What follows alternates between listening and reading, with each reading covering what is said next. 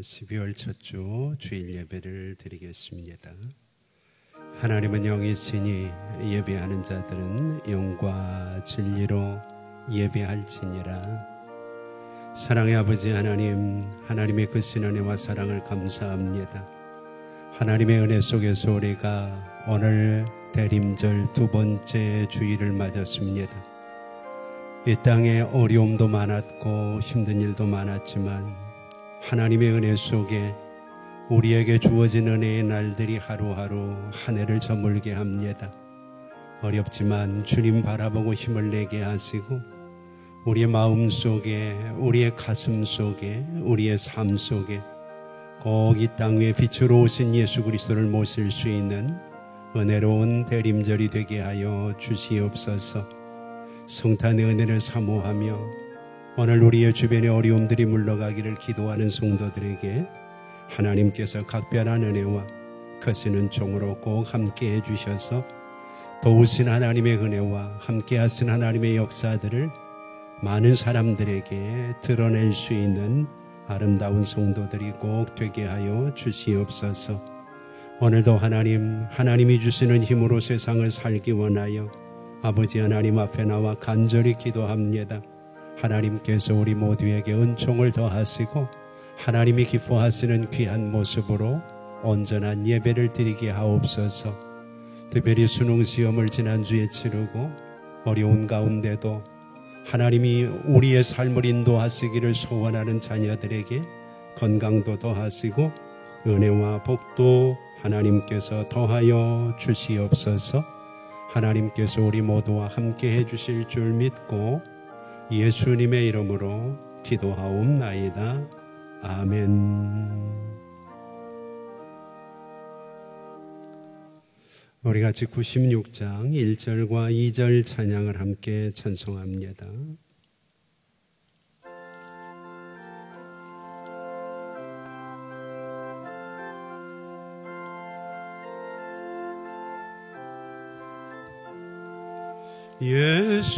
예수님은 누구신가?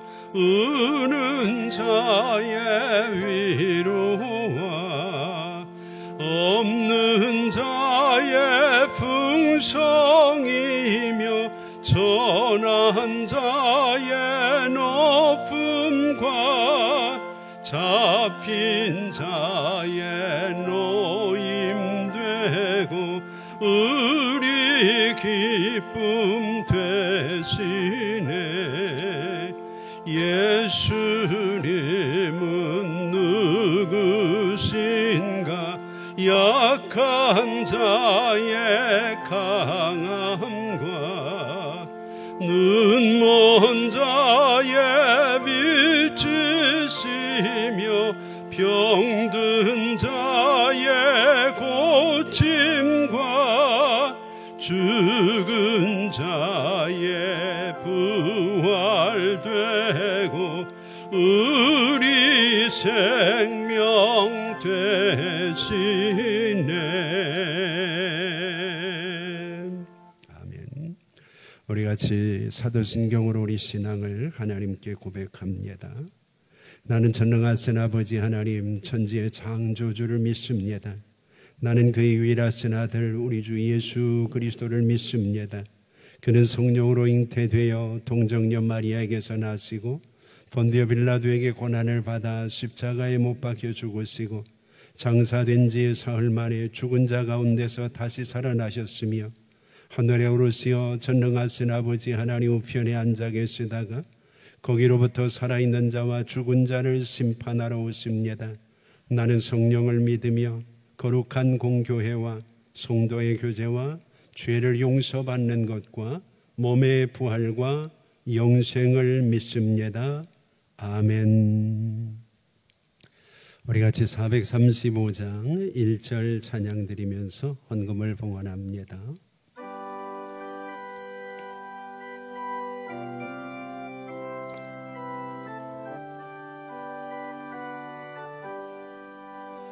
나의 영원하신 기여 생명보다 귀하다.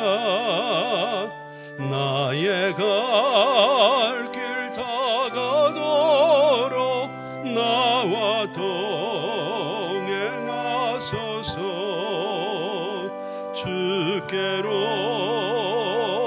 가까이 주께로 가오니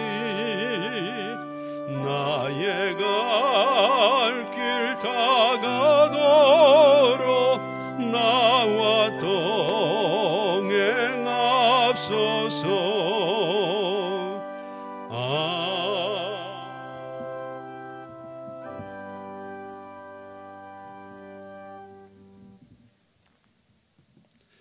사랑의 아버지 하나님, 오늘도 우리가 하나님 앞에 나와 여호와 하나님의 은혜를 찬양하며 이 시간에 우리의 마음과 정성을 담아 귀한 물질을 하나님께 드립니다.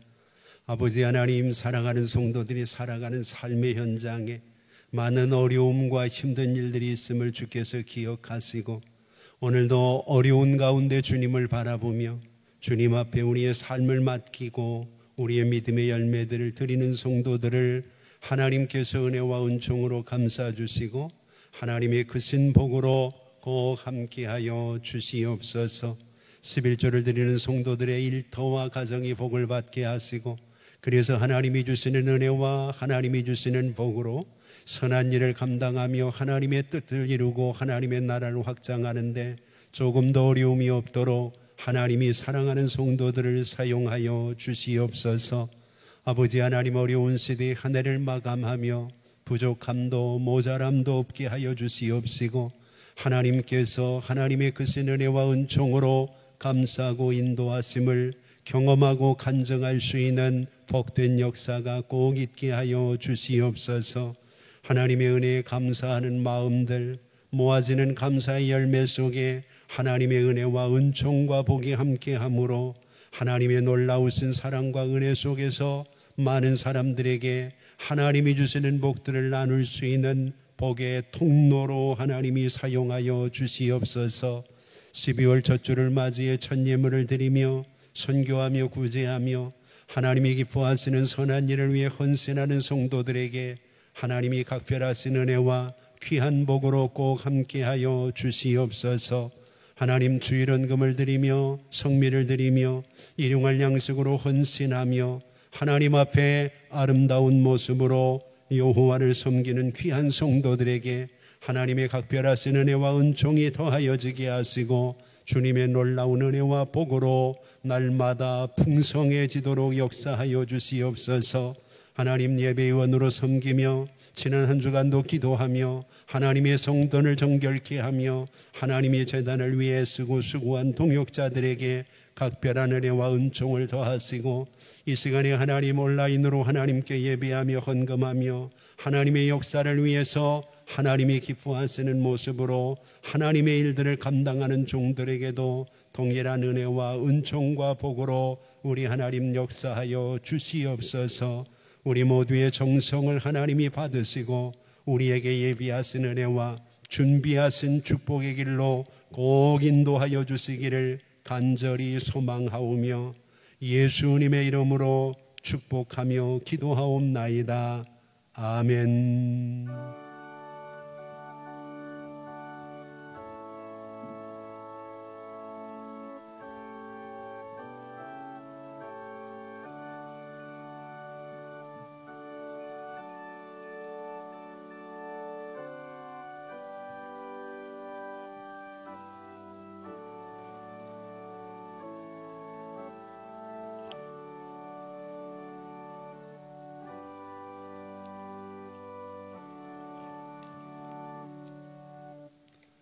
우리 같이 성경 보겠습니다. 하나님의 말씀은 출애굽기 11장 2절과 3절 말씀입니다.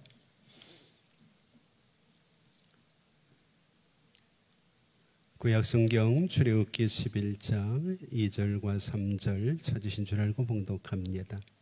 백성에게 말하여 사람들에게 각기 이웃들에게 은금 패물을 구하게 하라 하시더니 여호와께서 그 백성으로 애굽 사람의 은혜를 받게 하셨고 또 그 사람 모세는 애굽 땅에 있는 바로의 신하와 백성의 눈에 아주 위대하게 보였더라.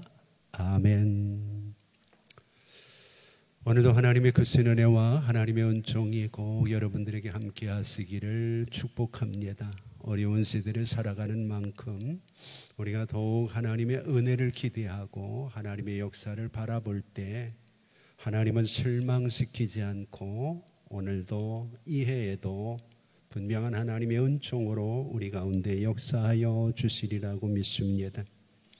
오늘 본문에서 우리가 주목을 해야 될 단어는 두 단어입니다. 3절에 보면 여호와께서 그 백성으로 애굽 사람의 은혜를 받게 하셨다. 은혜를 받게 하셨다고 하는 단어하고, 그리고 계속해서 또 그 사람 모세는 애굽 땅에 있는 바로의 신하와 백성의 눈에 아주 위대하게 보였더라. 위대하게 보였더라고 하는 말씀.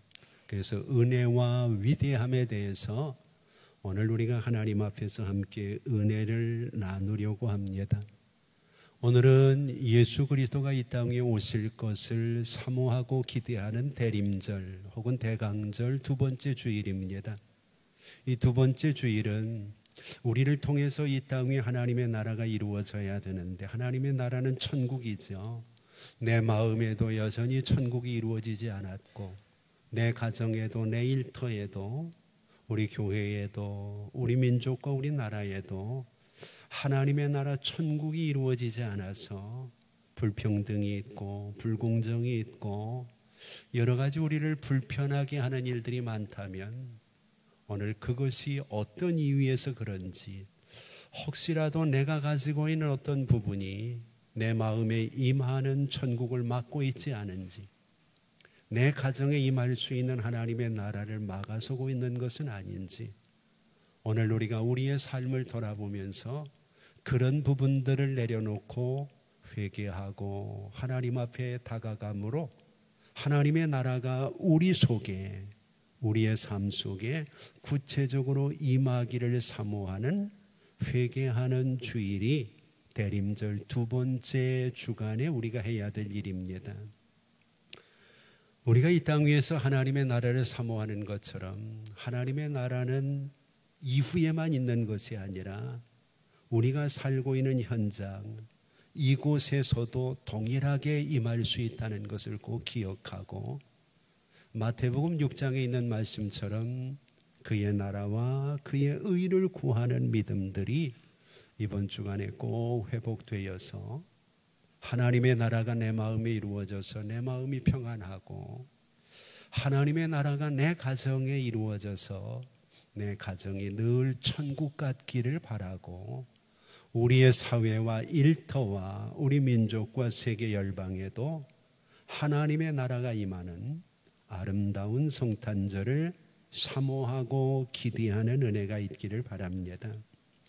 이와 같이 우리가 우리의 삶을 회개하고 하나님의 나라가 임하게 될 때, 오늘 본문에 있는 말씀, 하나님의 은혜와 하나님의 위대하게 하심이 남의 이야기가 아니라 어려운 시대지만 우리에게 주어진 하나님의 역사가 분명히 될 수 있으리라고 믿습니다. 먼저 이 시간 여러분들에게 바라는 것은 하나님의 은혜를 입는 사람들이 꼭 되기를 바랍니다. 3절 말씀에 보면 여호와께서 그 백성으로 애굽 사람의 은혜를 받게 하셨다, 그렇게 얘기합니다. 통상적으로 우리가 성경을 보면 예수를 믿는 사람은 하나님의 은혜를 다 사모합니다.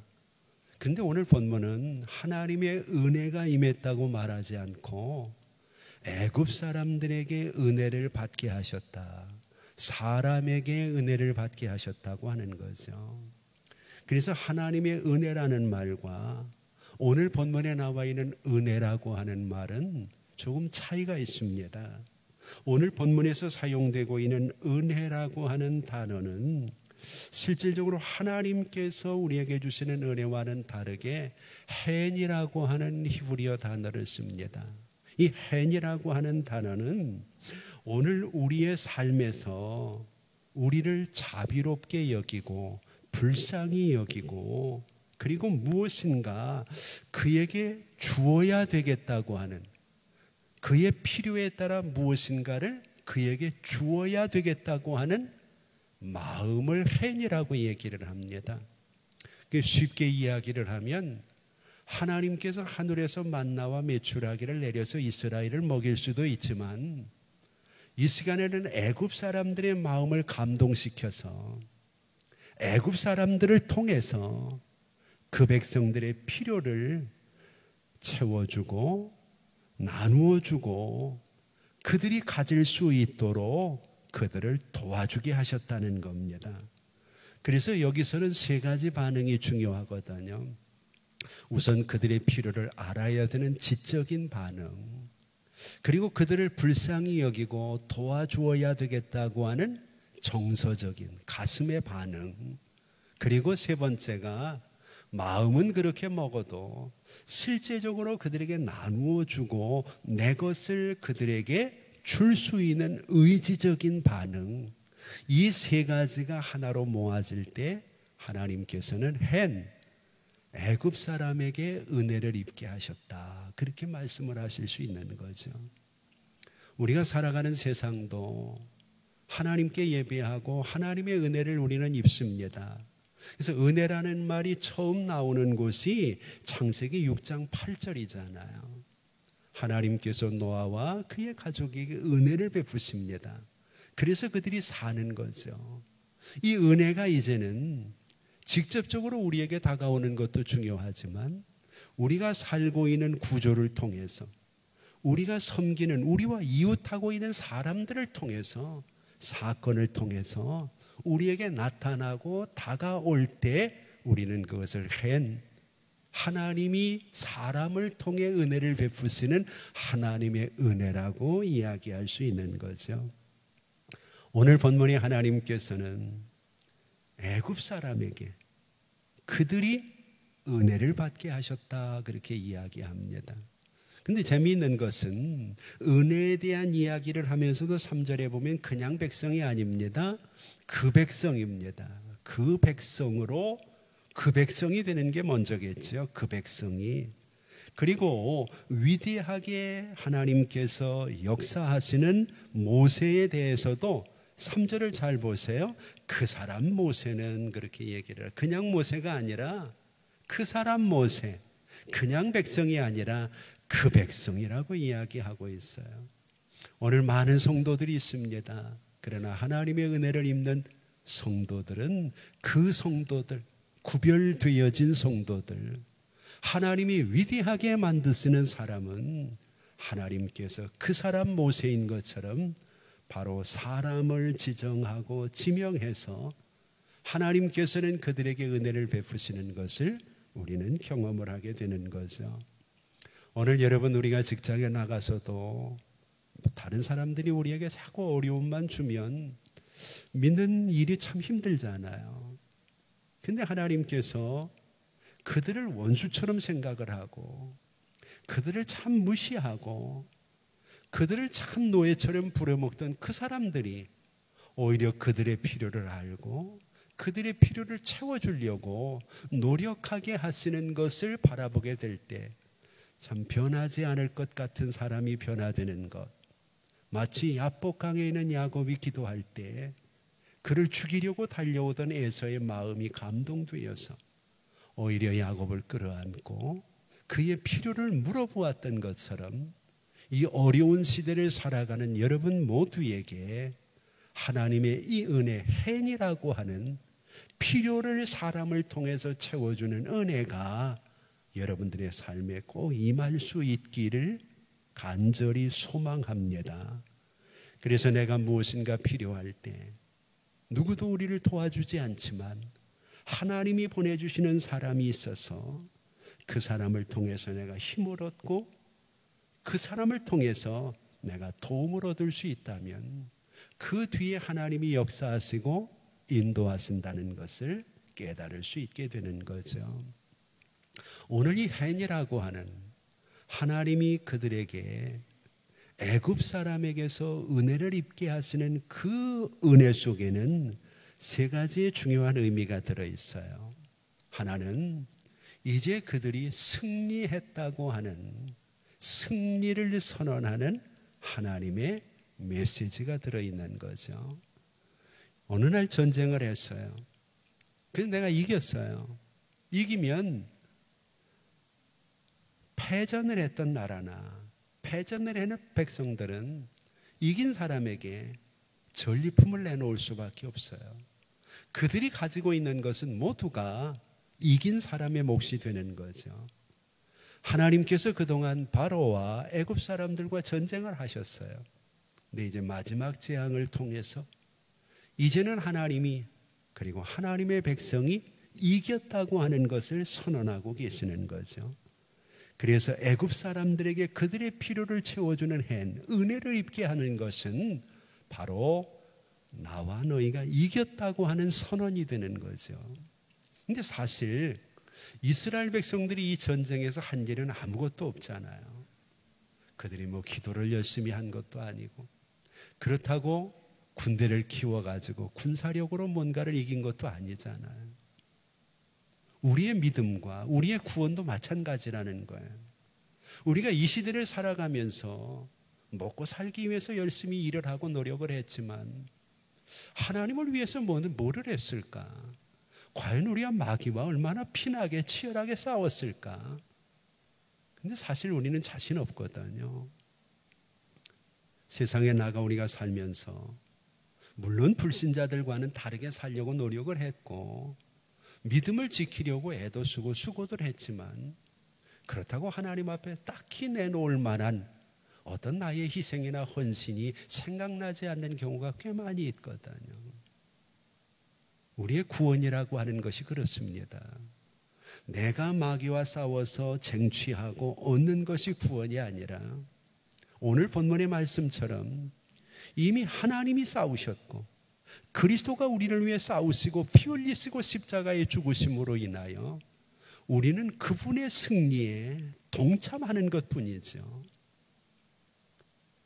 싸우기는 대장이신 주님이 싸우셨고 어느 날 그 은혜를 입은 우리는 주님 편에 있는 것 때문에, 주 안에서 사는 것 때문에, 하나님의 백성인 성도이기 때문에 그분의 승리를 우리의 것인 양 우리가 누리고 참여하는 것, 이것이 바로 오늘 본문에 나와 있는 이스라엘 백성들에게 베푸시는 한 애굽 사람에게 은혜를 입게 하시는 하나님의 은총이라는 거죠. 오늘 여러분, 내가 잘 믿었기 때문에 하나님께서 내게 상으로 주시는 것은 은혜라고 이야기할 수 없죠. 당연한 보상이죠. 그러나 우리가 이 코로나 시대, 어려운 시대에 믿음 지키기도 버겁고 세상과 싸워서 이기기도 힘들고 우리에게 주어진 믿음의 길을 걸어가는 것조차 힘들지만 우리 주님께서 우리를 위해 싸우시고 마치 모세를 통해 바로를 물리치시고 이제는 너희가 모든 것을 이겼다고 말씀하시는 것처럼 우리를 그 승리 속에 포함시켜 주시는 것, 결국 이것이 하나님이 우리에게 주시는 은혜라는 거죠. 그래서 우리가 요한복음 16장 33절을 보면 내가 너희에게 이르노니 너희가 내 안에서 평안을 누려라. 너희가 세상에서 환난을 당하지만 담대하라. 내가 세상을 이기었다. 그렇게 얘기합니다. 하나님이 이기신 이유는 우리로 하여금 평안을 누리게 하기 위해, 이 어려운 시대지만 내가 주 안에 있으므로 주의 평안을 누릴 수 있는, 그래서 오늘 본문은 다른 조건을 아무것도 달지 않습니다. 그냥 그 백성이라는 말로 모든 것들을 하나님이 포함을 시켜버립니다. 오늘 여러분도 그 백성으로 살고 있음을 감사하고 기뻐하고 즐거워할 수 있기를 바랍니다. 헨이라고 하는 하나님이 은혜를 베푸시는 이 두 번째에는 보상과 보응에 대한 의미가 있습니다. 그동안 이스라엘 백성들은 400년이 넘도록 착취당했거든요. 다 빼앗겼어요. 그들의 소유라고는 아무것도 없어요. 그때 그들은 생각했죠. 이제는 망했구나. 이제 우리 일어설 힘이 없구나. 누가 우리를 도와주겠나? 그런데 하나님이 그것을 다 보고 계시는 겁니다. 그리고 그것을 이제 하나하나 다 갚아주시는 겁니다. 그래서 그들의 것을 빼앗아 가지고 잘 살 것처럼 생각을 했던 애굽 사람들에게 그동안 그들이 빼앗았던 모든 것들을 다 돌려주도록 하는 거죠. 우리의 신앙도 마찬가지입니다. 억울한 일을 당하시나요? 내가 애쓰고 수고했는데 공은 다른 사람이 가져가나요? 나를 알아주는 사람이 없어서 속상하신가요? 기억하실 것은 하나님은 여러분들을 보고 계시다는 겁니다. 이 어려운 시대에 하나님의 눈은 여러분들을 주목하고 있다는 겁니다. 그리고 반드시 오늘 하나님께서 애굽 사람에게 은혜를 입게 하시는 것처럼 나를 힘들게 하고 우리를 어렵게 하고 우리를 버겁게 하던 그 사람들에게 하나님의 사람들에게 빼앗은 것들을 보상하도록 한 은혜를 베풀어 주시는 것을 믿으시고 기대하시기를 바랍니다. 실제로 하나님께서는 요한계시록 21장 4절에서도 우리가 이 땅에서 억울한 일을 당하고 힘든 일을 당하고 참 어렵게 살아가지만 하나님 앞에 우리가 설 때 모든 눈물을 그 눈에서 씻기시고 다시는 사망이 없고 애통하는 것이나 아픈 것이 다시 있지 아니한 그 나라에서 우리에게 모든 것들을 보상하실 것을 약속하고 계십니다. 이 땅 위에서도 보상하지만 우리의 생명이 다하였을 때 하나님의 품 안에서는 완벽한 보상을 받게 되죠. 그래서 시편 23편은 원수의 목전에서 상을 베푸신다고 우리에게 말씀하고 계십니다. 오늘 본문에 하나님이 은혜를 베푸신다는 말은 우리가 이 땅 위에서 애쓰고 수고하여 승리하지 못했을지라도 이미 주님께서 승리하신 주님의 그 승리에 우리를 포함시켜주는 은혜를 이야기하며 이 땅 위에서 지금 내가 어려움을 당하고 착취당하고 내가 불이익을 당하지만 하나님이 보상하시고 그것들을 반드시 갚아주신다고 하는 내 힘이 아닌 하나님의 힘으로 되어지는 은혜, 혜를 주님이 준비하고 계시다는 거죠. 그리고 또 한 가지 중요한 게 있어요. 이 은혜는 반드시 사명으로 연결되어진다는 거죠. 오늘 여러분 우리가 받는 은혜는 은혜로 끝나지 않아요. 그것은 우리의 사명으로 연결이 됩니다. 오늘 본문 2절을 한번 보세요. 좀 우리가 고개를 갸우뚱거리면서 읽어야 되는 대목이거든요. 백성에게 말하여 사람들에게 각기 이웃들에게 은금 패물을 구하게 하라. 저는 이 부분을 몇 번 읽어봤어요. 왜 하나님이 지금 애굽에서 나가는 거잖아요. 광야로 가는 거잖아요. 가나안으로 들어가야 되는 거잖아요. 그러면 그들에게 지금 필요한 게 뭘까요? 여러분 당장 필요한 게 뭔가요? 자기가 살던 집 떠나고 생소한 땅에 가서 얼마가 걸릴지도 모르는 여정을 그들은 살아내야 돼요. 그러면 누가 보더라도 그들에게 지금 필요할 것은 음식이나 옷까지 아닐까요? 당장 뭘 먹어야 살잖아요. 광야에 나가가지고 금 씹어 먹을 수 없잖아요. 광야에서 무슨 패물을 팔아가지고 뭘 만들겠어요? 근데 하나님이 이상하게 오늘 본문에 보면 먹을 것을 준비하라거나 당장 그들에게 필요한 어떤 것들을 그들이 준비하라고 얘기를 하지 않거든요. 그리고 하나님이 구체적으로 얘기해요. 은금 패물을 구하게 하라. 그렇게 얘기를 합니다. 혹 어떤 사람은 그런 생각을 할 수 있어요. 이게 부피가 작고 가치가 있으니까 하나님께서 이야기하시는 것 아니겠느냐. 가치 있는 것도 그것을 사겠다는 사람이 있을 때 가치 있는 거지. 아무도 없는 광야에서 금은빵 차릴 일이 있나요? 그렇지 않거든요. 그 이유는 이것 속에 하나님이 주시는 메시지가 있기 때문이죠. 하나님께서 하나님의 사명을 위해 쓰고 수고하는 사람들에게는 그 나라와 의를 구하라. 그러면 이 모든 것들을 더해 주리라. 우리가 생각하는 필요하고 필수적인 부분들은 사명을 감당하려고 할 때는 따라오는 은혜라는 것을 보여주는 거죠. 그러면 오늘 본문에 왜 하나님이 은금 패물을 가져오게 하는가? 그것을 왜 구하게 하는가?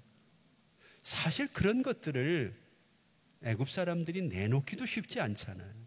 여러분, 누가 뜬금없이 와서 밥 한 그릇 달라 그러면 줄 수 있지만 내가 귀하게 여기는 은금 패물을 달라 그러면 누가 주겠습니까? 안 주거든요. 근데 이후에 그들이 그 은금 패물을 귀하게 사용하는 시기가 있습니다. 하나님이 그 시기를 위해서, 그 일을 위해서 그들을 지금 준비시키고 있는 것을 우리는 성경을 통해서 보고 있죠. 그것이 바로 하나님의 성막, 회막을 지을 때입니다. 그때에는 곡식을 가지고 지을 수 있는 게 아니거든요. 하나님의 성막 안에는 바로 그들이 애굽에서 가지고 하나님의 은혜로 얻게 되어진 은금 패물들을 가지고 하나님의 성막을 짓게 되죠. 그런데 문제는 이들이 가지고 있는 이 은금 패물이라는 것을 잘못 사용하는 때가 있다는 거예요. 여러분, 성경을 보면 이스라엘 백성들이 광야로 나왔거든요. 출애굽기 32장에 보면 모세가 하나님의 부르심을 받아서 산으로 올라갔습니다.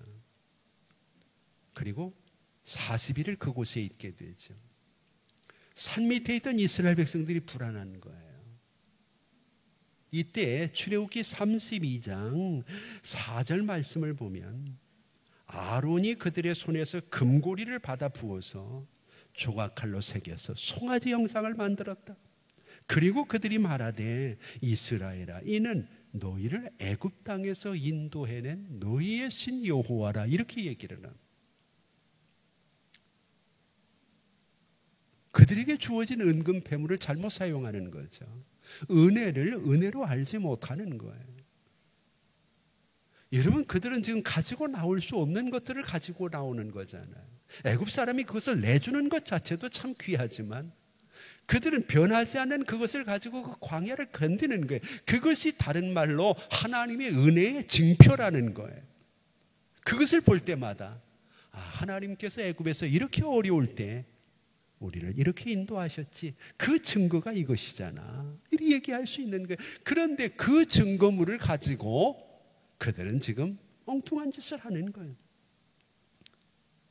성경은 다른 거 얘기하지 않아요. 물건을 내놓아서가 아니라 애굽에서 가져온 은고리, 금고리, 그들이 은금 패물을 가지고 금송아지를 만들어서 우상을 섬기는 일에 사용을 합니다. 이 은혜를 잃어버린 거죠. 은혜를 은혜로 알지 못하는 거죠. 하나님이 본래 주셨던 사명에서 멀어지고 있는 거죠. 그런데 이후에 거기에 참여하지 않고 은혜를 은혜로 깨닫는 사람들이 있습니다. 출애굽기 35장을 보면 이제 하나님의 성막을 건축을 합니다.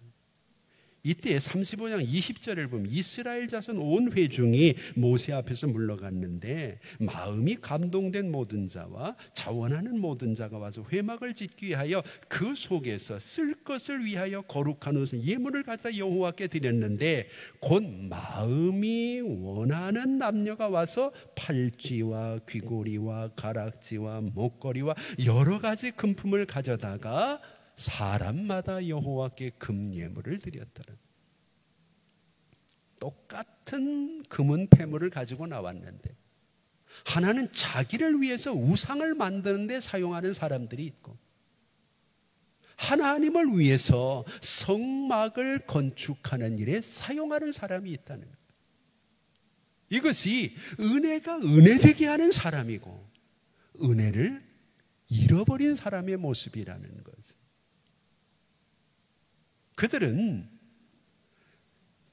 아론이 금송아지를 만들 때 그들이 가지고 있는 금은 폐물을 내놓지 않은 거예요.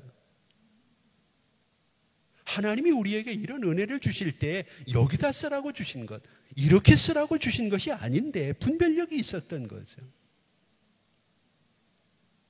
그리고 이제 35장에서 하나님을 위하여 쓸 필요가 있을 때 그들은 아낌없이 그것들을 내놓는 거예요. 하나님이 결국 그들에게 맡기신 은혜의 폐물들은 그들의 사명을 위해서, 그들의 믿음을 위해서 쓰여지게 되는 거죠.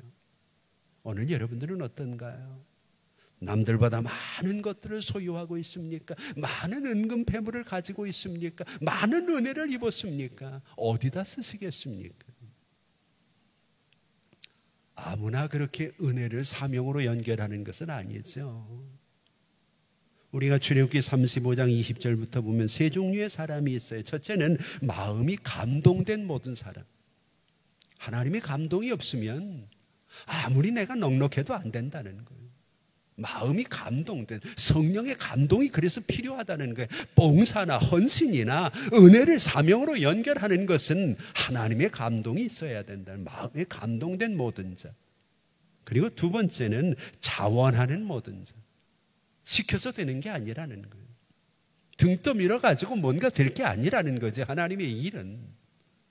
그리고 세 번째 중요한 것이 22절에 마음에 원하는 남녀가 와서 그랬어요. 물질만 내놓는 게 아니라 직접 현장에 참여하고 그 일에 관심을 갖고 그 일에 헌신하는, 여러분처럼 어려운 시대에 하나님의 성전에 와서 예배드리는 일이 은혜를 은혜로 갚는 중요한 사명과 연결이 되어질 수 있다는 거죠. 오늘 여러분, 우리가 세상을 살아가다 보면 우리가 원하는 대로 되어지지 않을 때도 있고 하고 싶지 않은 일을 해야 될 때도 있어요. 그러나 그때 우리가 꼭 기억할 것은 내가 그 백성이 되면 하나님의 은혜가 내게 임할 뿐만 아니라 바로 사람들을 통해서도, 환경들을 통해서도, 내 직장과 내 일터에서 내가 전혀 상관이 없는 사람들을 통해서도 한 은혜를 입게 하심으로 승리를 맛보게 하시고 하나님의 승리에 우리가 동참할 수 있을 뿐만 아니라 우리의 삶에 손해본 부분들을 보상하게 하시고 무엇보다도 우리가 일할 수 있도록 사명으로 하나님의 은혜가 연결될 수 있다는 것을 믿으시기 바랍니다. 이 어려운 시대는 그 은혜가 필요합니다. 두 번째로 중요한 것은 위대함입니다. 아까도 말씀을 드렸지만 그 백성이라고 더라고 하는 정관사를 붙이고 있죠. 위대하게 되는 것도 그냥 모세가 아니고 그 사람 모세입니다. 왜 하나님이 그렇게 하겠어요? 위대함이나 은혜는 하나님이 모두에게 주시는 보편적인 것이 아닐 수 있기 때문에 그런 거죠. 근데 그 사람 모세가 어떤 사람인가요? 가진 것도 없고 뭐 놀라운 일을 한 사람도 아니잖아요. 근데 그가 하나님 앞에서 위대하게 보이는 게 아니라 사람들에게 위대하게 보이는 게, 그것도 바로의 신하와 그 백성들에게, 애굽 사람들에게 위대하게 보이는 거예요. 여기 위대하게 보인다고 하는 말은 바로의 위치와 충돌되는 겁니다. 그들이 신처럼 섬기는 바로를 위대하게 봤는데 그 자리보다 더 높은 자리에 모세를 놓게 된다는 거죠. 그래서 8절을 한번 보세요. 왕의 이 모든 신하가 내게 내려와 절을 했다. 3절에 위대하게 보이겠다고 말씀하신 하나님의 역사가 채 5절이 넘어가지 않아서 8절에 현실로 이루어지는 거죠. 하나님이 역사하시면 이렇게 하나님의 은혜는 우리에게 쉽게 다가올 수 있다는 것. 여러분, 본래 모세가 어떤 사람인가요? 출애굽기 4장 10절을 보면 모세가 자기를 이렇게 얘기합니다. 주여, 나는 본래 말이 능치 못한 자라 주께서 주의 종에게 명하신 후에도 그러하니 나는 입이 뻣뻣하고 혀가 둔해서 아무것도 못하는 아이 같다. 이게 모세가 자기를 평가하는 거예요. 오늘 여러분들은 여러분들 스스로 어떻게 평가하시나요? 나 대단해 이렇게 말하는 사람 별로 없어요. 근데 하나님이 내가 나를 생각할 때가 아니라 다른 사람들이 나를 볼 때, 그것도 힘 있는 자들이 나를 볼 때 나를 그냥 위대하게도 아니고 3절을 보니 아주 위대하게 보였더라. 이유가 뭔가요? 이유는 하나예요. 모세와 함께 하시는 하나님 때문이죠. 성도는 하나님과 관계 있을 때 위대해지는 거예요. 하나님의 일을 감당할 때 하나님이 크게 하시는 거예요. 모세가 한 것은 능력 아닙니다. 모세가 행한 것은 위대한 일 아닙니다. 모세가 행한 것은 오직 하나입니다. 하나님의 말씀에 순종하는 것. 9번이나 바로가 마음을 돌이키고 그에게 완악하게 행하지만 모세는 실망하지 않아요. 불평하지 않아요. 하나님 앞에서 그는 다시 또 순종합니다. 오늘 우리가 입이 뻣뻣하고 모세와 같이 아이와 같고 아무것도 할 수 없을지라도 하나님과의 관계가 미끄러지면 오늘 우리는 초라한 인생이 될 수밖에 없어요. 무리가 있어서. 그러나 하나님과 온전한 관계를 유지하고 하나님이 우리와 함께 하시는 것을 세상이 볼 수 있다면 오늘 우리는 하나님 때문에 사람들 앞에 위대하게 보일 수 있다는 것을 믿으시기 바랍니다. 이것은 예수님을 통해서도 증명이 됐죠. 얼마나 예수님이 초라한 인생으로 오셨습니까? 그러다가 주님은 십자가에서 죽는 아주 비참한 최후를 맞잖아요. 그런데 내 뜻대로 아니고 하나님의 뜻대로, 내 나라 아니고 하나님의 나라를 이루기 위해서 그 희생할 때 빌립보서 3장은 모든 무릎이 그 주님의 발 아래 꿇게 했다. 모두가 그 권위에 굴복할 수 있도록 예수님을 위대하게 만들었다는 거예요. 능력이 없다고 낙심하지 말고, 지능이 부족하다고 낙심하지 말고, 재물이 없다고 낙심하지 말고, 건강하지 못하다고 낙심하지 말고, 우리에게 정말 중요한 것은 하나님과 내가 함께하고 있다는 거예요.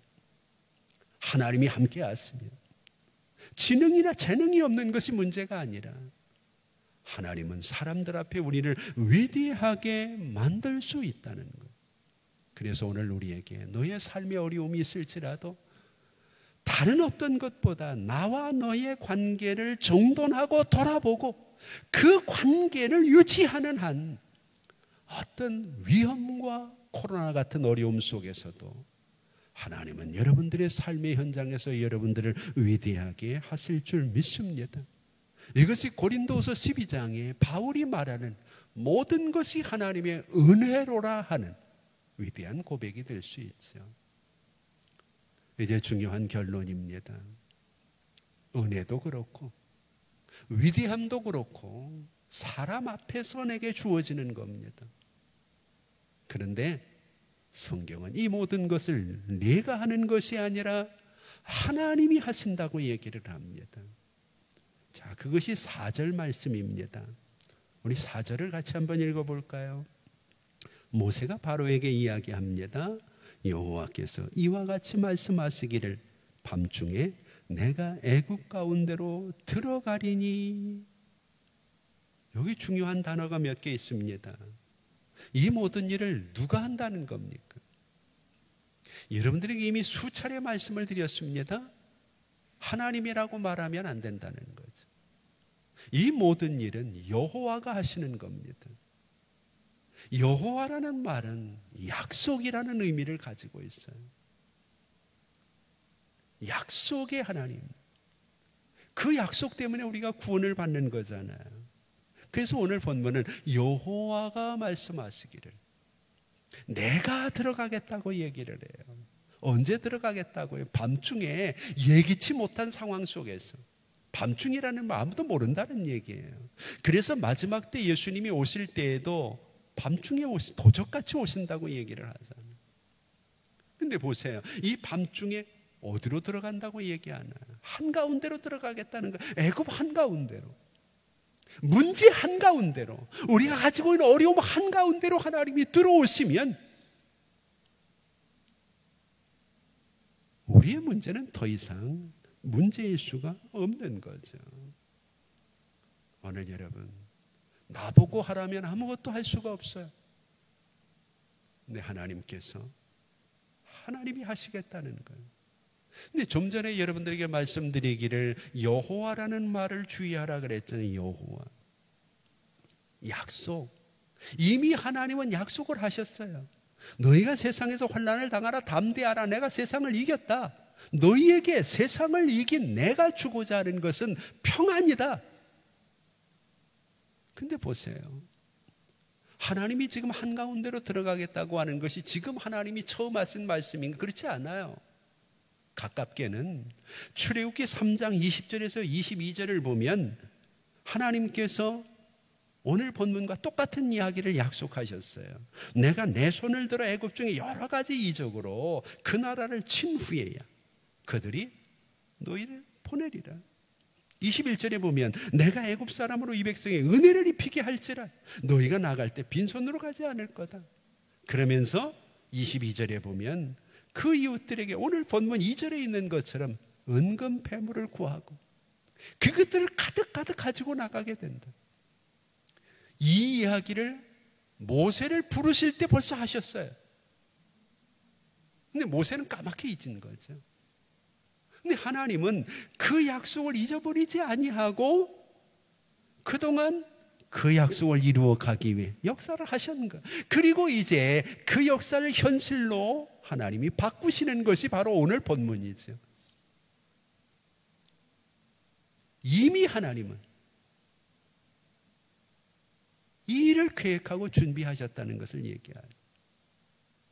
오늘 우리도 마찬가지예요. 지금 무슨 일이 벌어지는 것 같죠. 그러나 성경 그렇게 말하지 않아요. 이미 하나님이 말씀하셨고 그렇게 살면 그렇게 행하면 그럴 수밖에 없다는 것을 우리에게 이야기했는데 많은 사람들이 그 하나님을 잊어버리고 사는 거예요. 조금 멀리 가볼까요?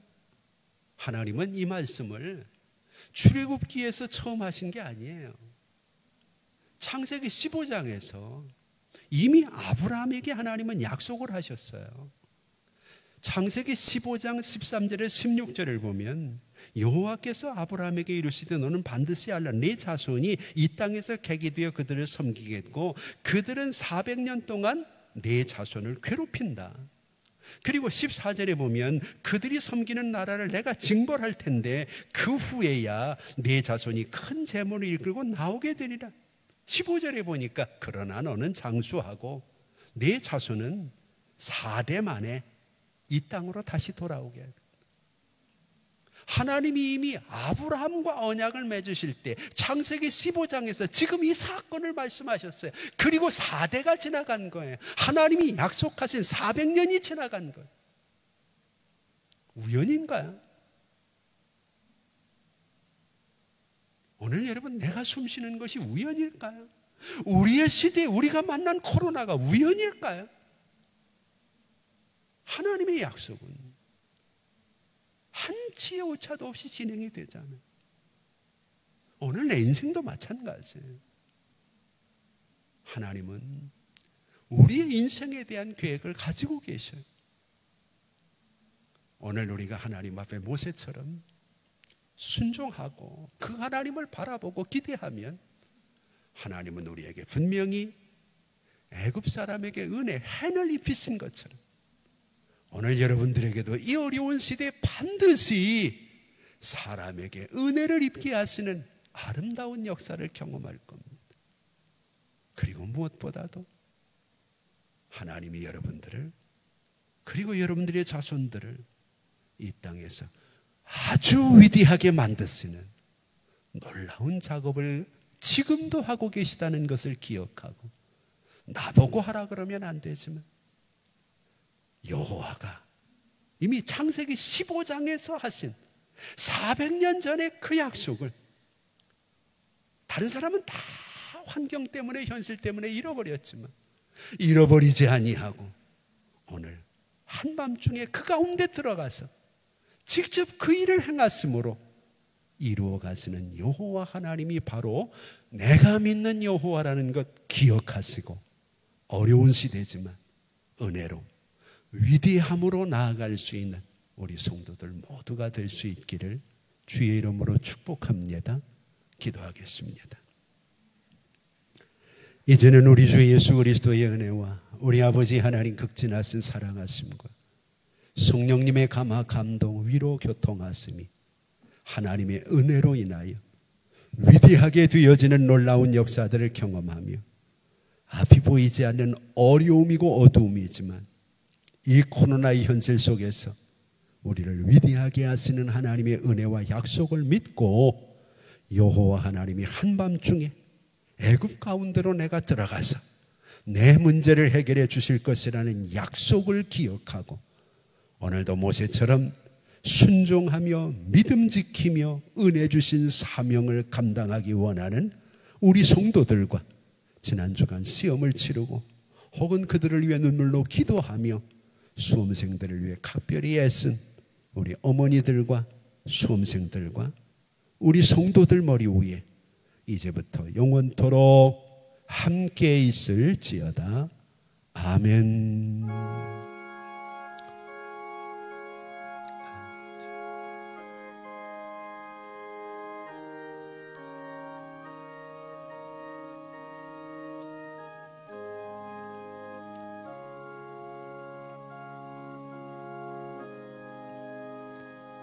오늘도 하나님의 은혜가 우리에게 우리의 삶을 위대하게 만드시는 은혜로 다가올 수 있음을 믿고 모세처럼 우리의 형편이나 환경을 핑계하지 말고 하나님의 손에 붙들려서 그 하나님 바라보고 그 하나님의 승리를 누리는 성도들이 되기를 바라고 한 주간도 건강하게 조심하며 또 건강하게 한 주간을 보내시고 다음 주 대림절 세 번째 주간에 함께 은혜를 나누는 현장에서 만날 수 있기를 원합니다.